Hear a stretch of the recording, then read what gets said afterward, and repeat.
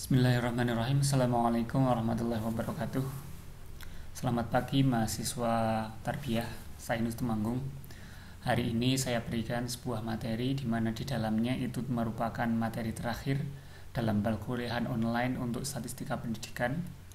Di dalamnya nanti akan ada sedikit panduan mengenai apa yang harus Anda lakukan dalam tugas terakhir. Di mana tugas terakhir ini adalah tugas ketujuh dari kuliah ke-8. Baik, sebelumnya kita mulai dengan bacaan basmalah bersama. Bismillahirrahmanirrahim. Semoga bermanfaat, semoga menjadi wasilah kita semuanya dalam beribadah kepada Allah Subhanahu wa taala. Yang pertama, terkait pengantarnya, analisa data merupakan langkah terakhir dalam menemukan kesimpulan dari sebuah penelitian kuantitatif. Jadi yang perlu kita pahami bersama di sini, dalam Anda kita semuanya melakukan penelitian kuantitatif di mana alatnya adalah dengan menggunakan statistika, maka analisa data ini merupakan proses terakhir dari semua rangkaian langkah statistika. Kalau kita runtut dari awal, kita mencoba untuk flashback, mengingat-ingat masa lalu, mengingat-ingat apa yang telah Anda lakukan dari tugas yang pertama sampai yang nanti yang terakhir. Yang pertama dulu Anda pernah melakukan perumusan masalah ya, mencari masalahnya, mencari variabelnya, mencari subjeknya siapa, dan tentu saja tidak kalah penting dari perumusan masalah itu adalah perumusan hipotesa. Jadi kita membuat sebuah hipotesa. Dalam hipotesa yang kita bahas itu ada hipotesa komparasi dan ada hipotesa korelasi, di mana hipotesa tersebut bunyinya terdapat hubungan atau terdapat perbedaan. Kalau komparasi bunyinya adalah terdapat perbedaan, kalau korelasi bunyinya terdapat hubungan. Dan perlu diingat, dulu hipotesa yang pernah dibuat itu ya baru semacam hipotesa, baru sebatas hipotesa. Artinya yang namanya hipotesa hanya dugaan sementara. Dugaan itu perlu dibuktikan. Dugaan tidak mungkin diambil sebagai sebuah kesimpulan. Dugaan tidak bisa diambil sebagai sebuah fakta penelitian. Dugaan tidak bisa dipakai sebagai ilmu baru. Dugaan harus dibuktikan. Maka dari itu, setelah merumuskan masalah, mengumpulkan data, menyajikan, mendeskripsikan, lalu tentu saja melakukan analisa deskriptif, lalu melakukan uji prasyarat yang Anda lakukan kemarin, melakukan uji normalitas, linearitas, homogenitas gitu ya, di mana uji prasyarat ini digunakan untuk mengetahui nanti statistika apa yang dipakai, apakah parametrik atau non-parametrik. Baru setelah mengetahui apa yang akan dipakai, apakah parametrik atau non-parametrik, baru nanti dilakukan yang namanya analisa data. Di sini yang perlu digarisbawahi adalah analisa data itu digunakan untuk menjawab hipotesa. Menjawab di sini membuktikan ya maksudnya. Membuktikan apakah hipotesa, apakah dugaan yang dulu pernah dibuat itu terbukti atau enggak. Gitu. Saya berikan sedikit gambarannya, sedikit gambaran kaitannya dengan hipotesa. Jadi hipotesa, saya berikan sebuah contoh yang dulu ya. Hipotesanya itu terdapat hubungan ini kan. Ini untuk yang hipotesa korelasi, lalu untuk hipotesa yang komparasi terdapat perbedaan antara gitu ya. Kalau untuk yang hipotesa korelasi itu dia terdapat hubungan antara variabel A dengan variabel B. Dulu contohnya adalah terdapat hubungan antara variabel motivasi belajar dengan prestasi matematika gitu. Itu yang saya contohkan. Lalu untuk terdapat perbedaan, misalnya terdapat perbedaan antara kelompok A dengan kelompok B, kelompok laki-laki dengan kelompok perempuan berkaitan dengan tingkat kepatuhan siswa gitu. Artinya dari hipotesa ini, dan yang namanya hipotesa itu kan berarti dia belum merupakan fakta, berarti masih dalam wujud tanda tanya. Nah, wujud tanda tanya inilah yang perlu dibuktikan. Pembuktiannya adalah dengan menggunakan analisa data. Jadi dengan menggunakan analisa data itu nanti akan muncul pembuktiannya. Akan muncul apakah benar hipotesanya. Artinya gini, misalnya hipotesanya terdapat hubungan antara bla bla bla bla bla bla, maka nanti analisa datanya akan membuat kesimpulan. Oh, berarti kesimpulannya benar, yaitu terdapat hubungan antara apa dan apa, atau terdapat perbedaan antara kelompok apa dan kelompok apa. Jadi nanti akan menghasilkan kesimpulan, dan kesimpulan ini dihasilkan dari sebuah analisa data. Dan analisa data tentu nanti akan menggunakan statistika, dan statistika yang dipakai itu nanti sesuai dengan yang Anda pilih, apakah statistika parametrik atau non parametrik, dan itu tentu saja dengan prasyarat yang telah Anda lakukan. Yang selanjutnya mengenai pembagiannya, sebagaimana yang tadi kita bahas, bahwasannya analisa data itu yang dibahas dalam perkuliahan ini ada dua, ada komparasi dan juga ada korelasi, di mana masing-masing kelompok dari Anda itu ada yang mengerjakan korelasi, ada yang mengerjakan komparasi. Nah, bagi yang mengerjakan komparasi, di sini perlu digarisbawahi bahwasannya analisa data komparasi itu menggunakan uji statistik yang berbeda bergantung dari jenis statistika yang dipakai. Dan untuk jenis statistika yang dipakai, sebelum Anda mengerjakan tugas yang terakhir ini, sebelum mengerjakan tugas analisa data, Anda sudah harus tahu apakah yang Anda pakai itu parametrik atau non parametrik. Ini berdasar apa, Pak? Berdasar apa yang telah saya jelaskan kemarin ya. Berdasar atas apa? Apakah normal atau homogen atau enggak? Kalau misalnya komparasi berarti normal dan homogen atau tidak. Kalau normal dan homogen maka pakainya parametrik. Kalau ada salah satu syarat yang tidak terpenuhi maka non parametrik. Begitu pula untuk yang korelasi. Kalau normal dan linear maka pakai parametrik. Kalau salah satu syarat tidak terpenuhi maka pakai non parametrik. Dan Anda sudah harus tahu ketika mau mengerjakan tugas 7 Anda mau pakai parametrik atau non parametrik sesuai dari uji prasyarat yang telah dilakukan.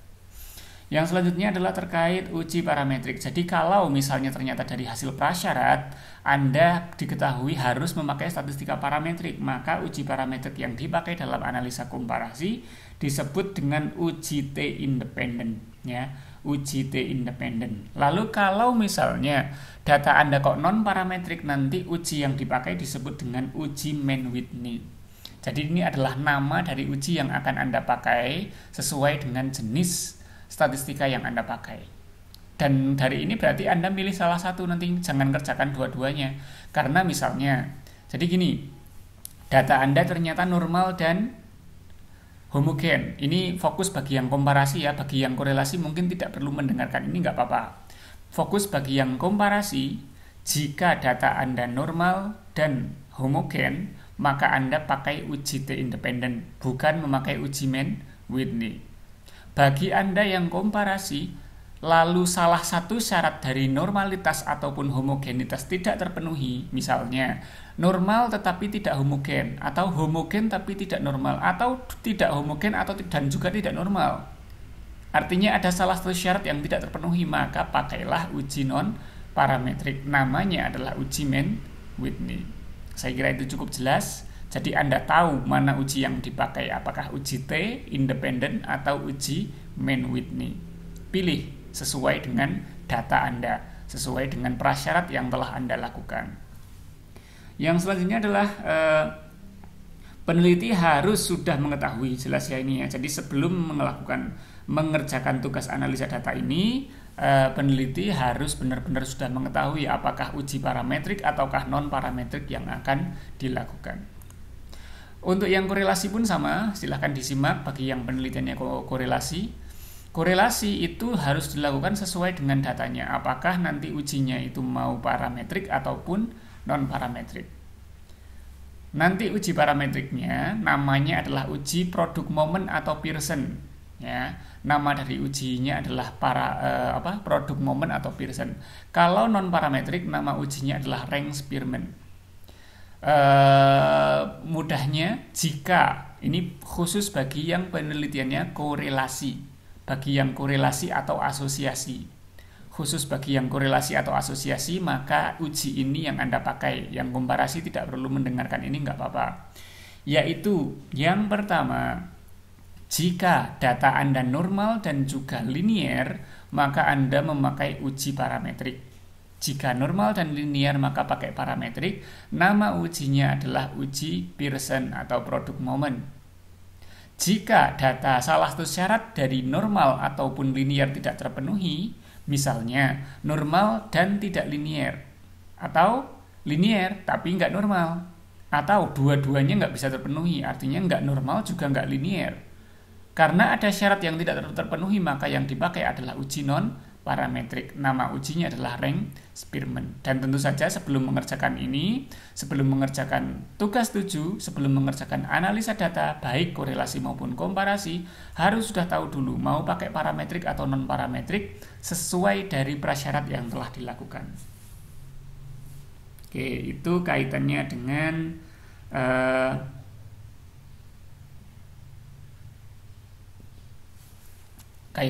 uji yang harus dipakai di dalam analisa data. Lalu bagaimana dengan ini caranya? Ini teorinya ya, teorinya. Nanti pun teorinya akan ada lagi di deskripsi ya. Jadi nanti silahkan, tentu saja tugas 7 ya, tugas 7 itu nanti silahkan lihat di link deskripsi. Lihat di link deskripsi.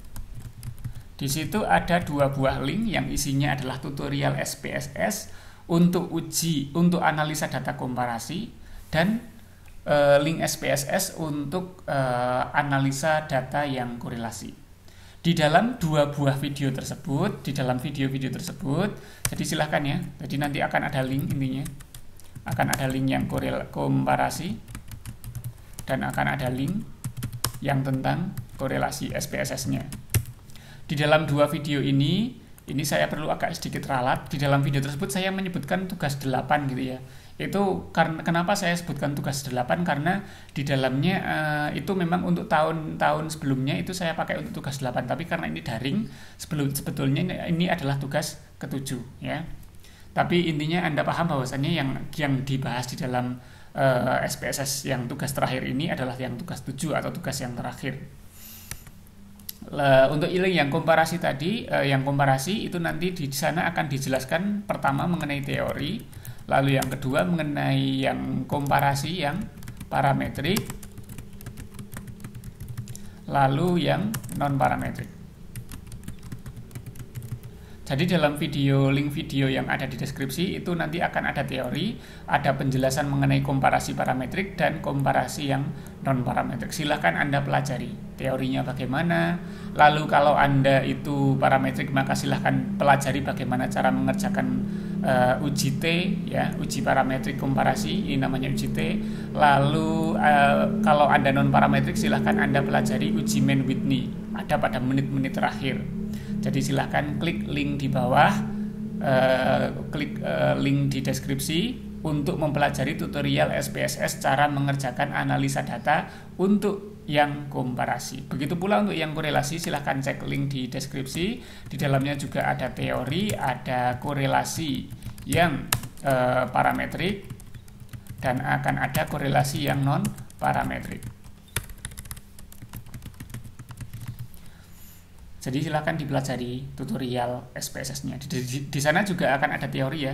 Jadi selain saya menjelaskan mengenai SPSS-nya, juga di awal saya terangkan dulu sedikit teorinya untuk menggambarkan Anda itu mau pakai parametrik atau non parametrik, lalu nanti tentang signifikansi, tentang dan lain sebagainya. Itu juga saya terangkan di situ. Intinya dari semua langkah yang telah Anda lakukan, dari tugas 1 sampai tugas 6 harus selesai dulu. Anda tidak akan bisa mengerjakan tugas 7 kalau tugas 6 dan 5 belum dikerjakan. 5 dan 6 harus sudah dikerjakan, baru Anda bisa melangkah ke tugas 7. Karena di tugas 7 ini nanti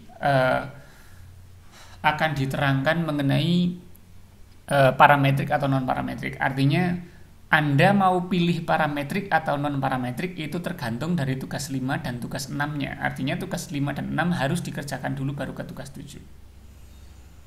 Saya kira lebih lanjutnya silahkan ditanyakan lewat WA kalau kurang jelas. Silahkan diklik di link deskripsi, kerjakan tugas 7, tugas yang terakhir waktunya 2 minggu. 2 minggu lagi nanti sudah langsung masuk ke UAS. Untuk informasi UAS-nya atau ujian akhir semester nanti saya sharekan menyusul bagaimana teknisnya. Tapi yang jelas nanti akan sangat mirip dengan UTS, artinya saya minta untuk menjelaskan secara langsung apa yang telah Anda kerjakan di dalam perkuliahan setelah UTS. Saya kira itu untuk tugas 7 dan penjelasannya. Silahkan cek link deskripsi. Kurang lebihnya mohon maaf. Assalamualaikum warahmatullahi wabarakatuh.